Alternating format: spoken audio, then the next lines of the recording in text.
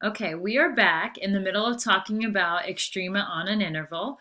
And so far, we've talked about how critical numbers are important to find. They are spots, like you see in these pictures, where the derivative is zero or the derivative is undefined. And we're getting a theorem here that says that if you want to find extreme values, maxes and mins, they're definitely going to happen at critical numbers.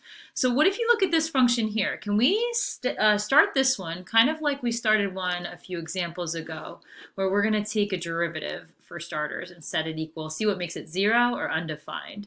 So now's an okay time to pause. You want to use a product rule to find f prime of x. So I'll try that here. We'll take a derivative of x to the 3/5 for starters. So 3/5 x to the negative 2/5, right? And then times 4 minus x for that. We're right in the middle of a product rule here, u prime v.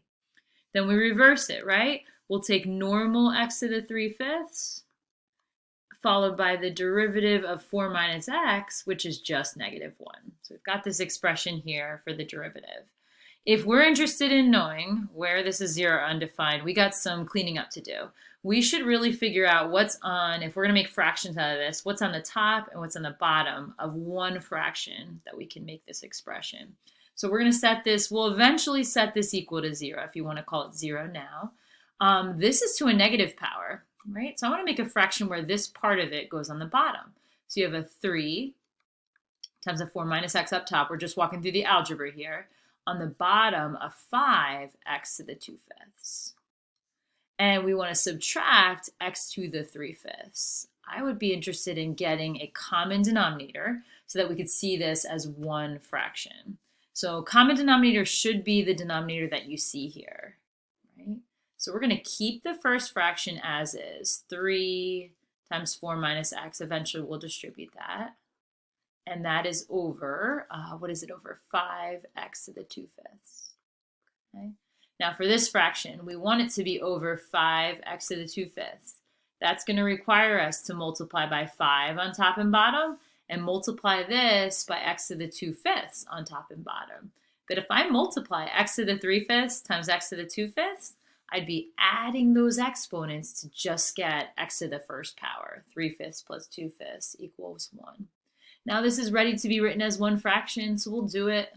We will make it one fraction all over x to the 2/5 with a 5 there.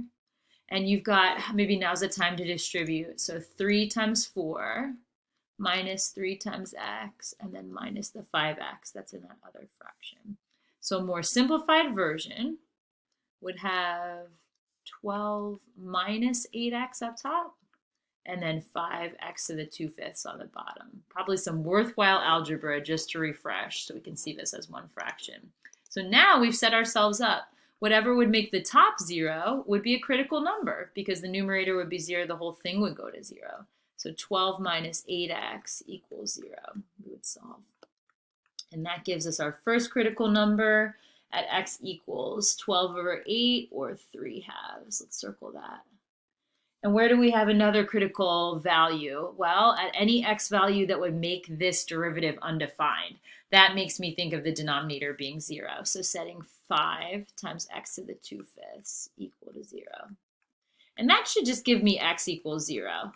I'll take a look at this number again. In the derivative, x equals 0 is sort of problematic, right? It gives you division by 0. In the original, 0 is a completely defined value for this function.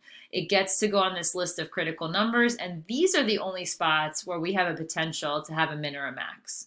I'm going to stop at that, maybe not go in and get the y values now, but I do want to take a closer look at this graph. So we found out, I sketched it in Desmos, and we found out there were critical values at 0, it's actually 0, 0, and over at 3/2, 1.5, 3.189.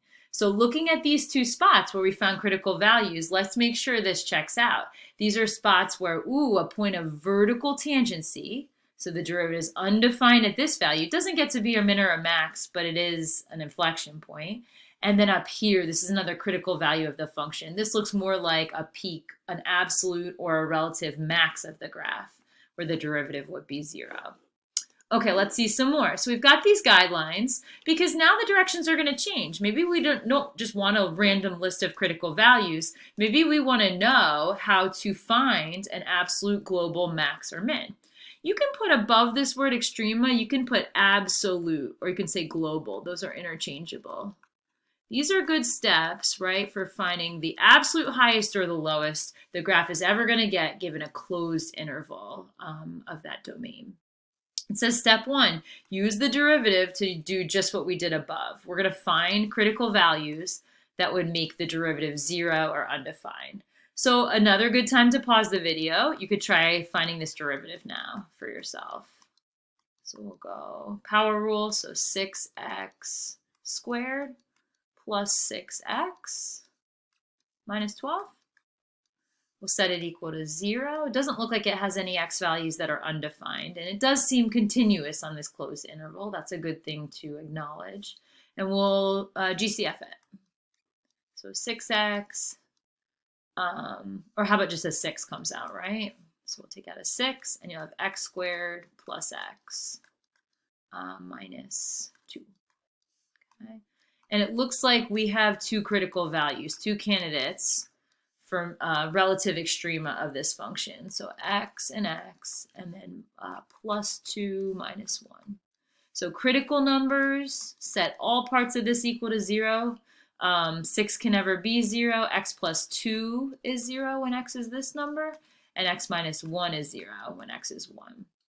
Those would be good candidates. We want to know whether they're going to be mins or maxes. And we want to find the absolute extrema on this interval.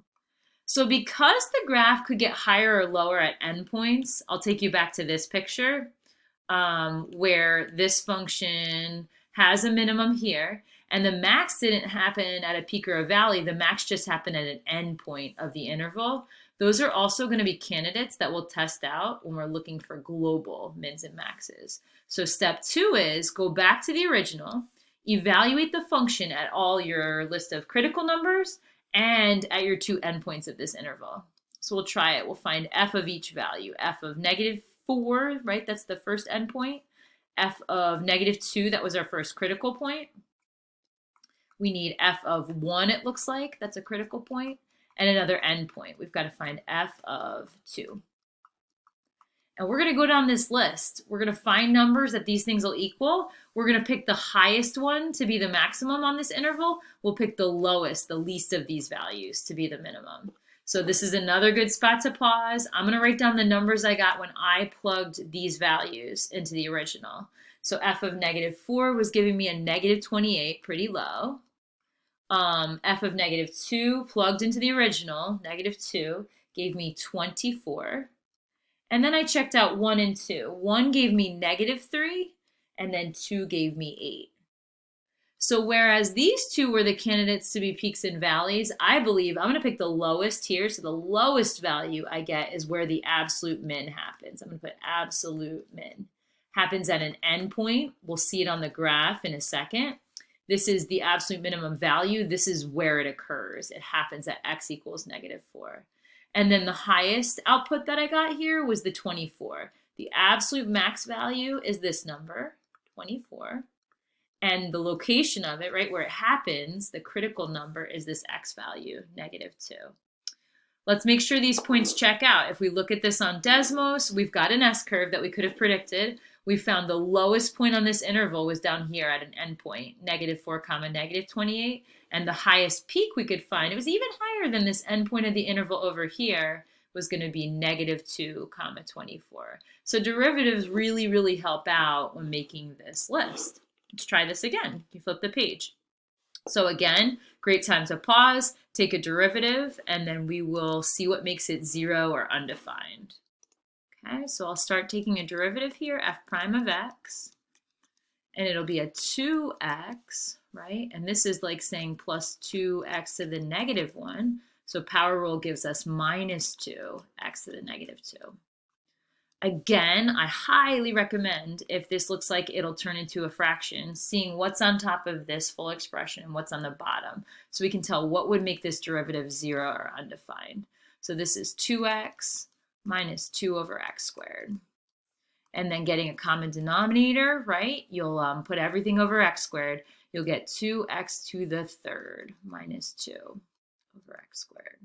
So we want a full list of critical values. Anything that would make the top of this 0, anything that would make the bottom 0. Although that makes me a tiny bit more nervous. So let's see what we have in this case. We've got the top set equal to 0. I'll factor out a 2 and have x to the third minus 1. That gets set equal to 0. So x equals 1 should be the solution, the real solution to that equation. That's a critical number. Now on the bottom, it is true that x squared equals 0 or x equals 0 would make that derivative undefined. So it's a candidate, it's a critical number, and it's a candidate that might be important in this question. However, there's 2 reasons we should throw it out. Can you think of them? This number is both outside of this interval, 0 doesn't even fall in this interval, nor does it fall in the domain of the original function. This function isn't continuous, right, at x equals 0. It's undefined there. So the only values to test out are the ones we really care about, the endpoints of the interval. So f of, I'm looking in the interval, a half would be good. We've got to find f of the one critical value we care about, so f of 1 would be good. And then f of the other endpoint, f of 2. Feel free to pause and slowly work through plugging these into the original. At this point, I'm going to write down the outputs I get when I take them to the original function. So we got to find the highest and lowest output. So f of a half will give you something like 4.25, 4 1/4. F of 1 is looking like 3, and f of 2 should give you 5. Choose the highest and the lowest. We'll call those the absolute min and max. So this looks like the lowest output, absolute minimum. Minimum value is 3, where it occurs is 1, and then what's the highest is the 5. Absolute max happens at x equals 2 and happens to be y equals 5, maximum. Okay. All right, we can't end things without a little bit of trig. You know what they say, a trig problem a day is very, very good for you. So number 8, let's take a derivative first. F prime of x, well, derivative of x is just 1. And then I like this, minus 2 sine's derivative, so cosine of x, right? This problem follows the same rules as the others. This graph needs to be continuous on this closed interval. We'll figure out what would make this equation 0, or I don't think it's ever going to be undefined. It's got a domain of all reals. So what would really make this trig equation 0? Okay, this brings me back. Let me get the trig function by itself. So 2 cosine of x has to equal 1. And we want to find any times on the interval from 0 to 2 pi that cosine would be this value. So you want to dazzle me with your knowledge of exact values here. Think of, well, cosine is positive in quadrants 1 and 4. And cosine happens to be a half at the reference angle of pi over 3. So I'm going to pick pi over 3 and another angle in quadrant 4 that has a reference angle of pi over 3. So it'll also happen at 5 pi over 3. Okay, 2 critical values, they're in the interval, and then the endpoints that we have to test out. So can you start with 0, right? First endpoint. Let's find f of 0. We'll find f of pi over 3. And then f of 5 pi over 3. 5 pi over 3. What's the last one? F of 2 pi, which should be a repeat of our first answer. Okay, this is a time that I would really encourage you to pause the video and slowly work on getting these answers with no calculator, looking for exact values of trig functions. For now, I'll fill in what you would get. So 0 would give you 0 minus 0. This should just give you nothing. And then pi over 3 would give you pi over 3 plugged in for x minus 2 sine of pi over 3. So minus 2 root 3 over 2. So that's exactly pi over 3 minus the square root of 3. Feel free to plug it into the calculator. I just wanted to get a sense of what it was, about a negative 0.69. Okay. 5 pi over 3, running low on time. Let me just plug in. It's 5 pi over 3 should end up being plus the square root of 3 when you find exact values. And that is your high point. That's going to be about 6.97. Maybe right now, so I don't forget, I'll circle this and star it as a max, the high point. And then f of 2 pi gives you just 2 pi minus 0. So that's around 6.28. So it didn't quite make it as a max. Max happens at 5 pi over 3. Minimum is going to happen at pi over 3, this negative value here. All right, enjoy, have a good day. Take it to the extreme. I will talk to you soon.